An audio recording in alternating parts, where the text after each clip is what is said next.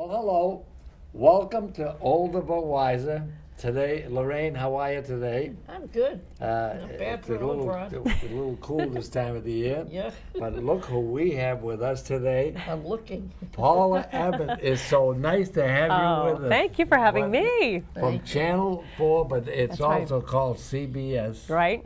And WBZ. WBZ. And you do the news early in the morning. I do. From My now 5 on, a.m. when I can't sleep at night, I'm going to be waiting to turn that on at 5 o'clock. We are on right at 5 a.m. And my partner David Wade and I every morning have all the news, weather, and traffic. He's And new it's too. a lot of fun. He is. He is. Just joined the team this Yes. fall. So that's great. So you have to get up a lot of early in the morning. I do.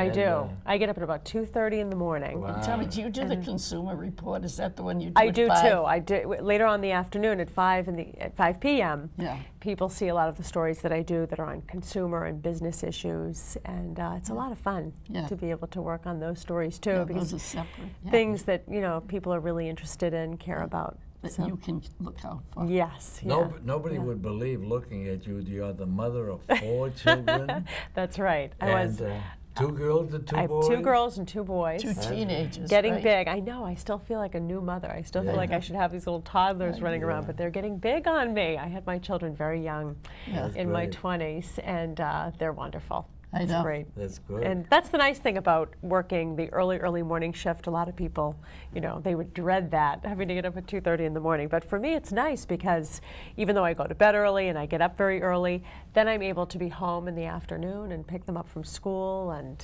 They don't even know that you work. right. They sort of sleep through half my work day, which Now is that kind of you're- nice. Now that they're in school, yeah, sure. Yeah. So, but I'm able to be there and drive to soccer and do homework and all those things in the afternoon. So So how it really long is have you nice. been doing the news in the morning? I've been on the morning show a little over 3 years, and Oh. I've been at WBZ for 5 years altogether, and Yeah. so I love it. It's been great. I have a nephew that works for Channel 4. Oh, really? Greg Razzo. is his Oh name, yes. Yeah, See yeah. him every day, Yeah. all the time. He's Yeah. wonderful. Wait till I tell him I interviewed That's Paula right. Ebben. He'll say, "Oh, her. I know her. Yeah. Pass her all the time." So what I forgot to mention, I just was talking to Lorraine. It's her birthday, I know. Yesterday. Happy And birthday. she's- That is so Right. impressive. and do you want to give your age on this program? Why lie? Well, No secrets. I'm going to squeal. It's 80. She's 89 and she looks wonderful. She She's does. pushing 90.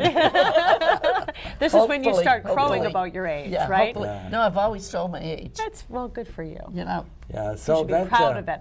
Yeah, so you got a busy schedule at the station. I do. I do. I understand from our conversation you have to help put the news together and. Well, when I come in the morning, I usually try to get there to the newsroom by about 3:30 or so. Of course, on the days when there's snow or a storm, we get in a little bit earlier. And we have writers and producers who are there overnight. Once the 11 o'clock news goes off and people are sort of going to bed, there's a whole group of people that arrive right before to the 11 review it. o'clock news, and they kind of take over from Yeah. those producers, and they follow anything that happens overnight, and a lot happens overnight, as we see when you had your terrible disaster The here in fires, Everett that's right. just It's a while terrible.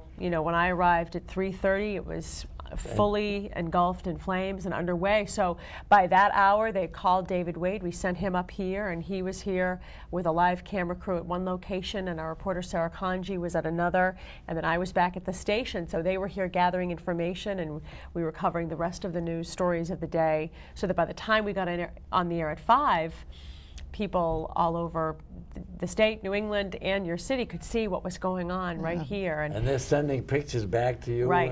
And The satellite trucks will come up with the photographer. And we have this one gentleman, his name's Nat Whittemore. He's worked at WBZ for over 40 years, and he is out in the night getting footage of getting, Picking up. anytime there's a fire, he listens to the scanners, he knows all the policemen and the firemen, and he knows what's happening before anybody else. And so he can be there. So Yeah.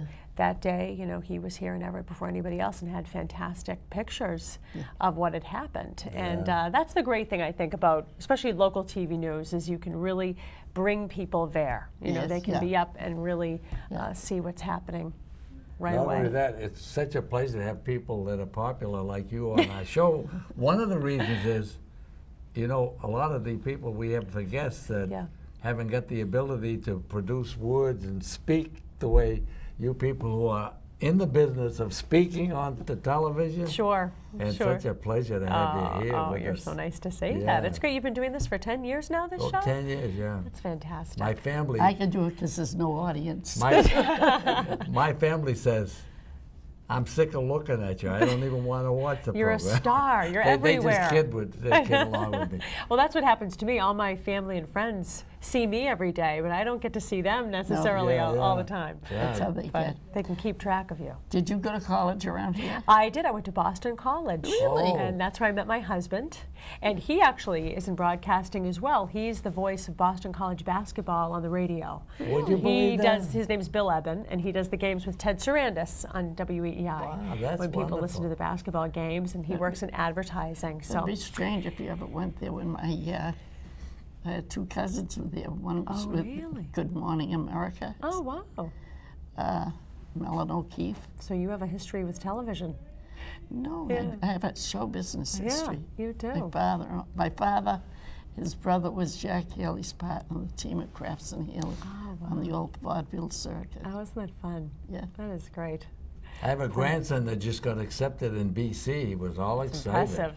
Yeah. That is impressive It these is. days. The number of applicants. I remember I applied the year Doug Flutie won the Heisman Trophy. Oh, my niece yeah. was there then. Oh, it was hard. And at that time, I remember there were 16,000 applicants for Yeah. 2,000 spaces in my class. Last year, there were something like 38,000 applications. So Wow. Boston College has really grown. My father was in the class of 1943. Wow. When, it was a commuter school, all men, Yeah. and yeah. generally, much smaller. And so the growth that he has seen there has been amazing. But yeah, I went to Boston College, and I grew up right outside of Worcester in Shrewsbury, Mass, in central Massachusetts.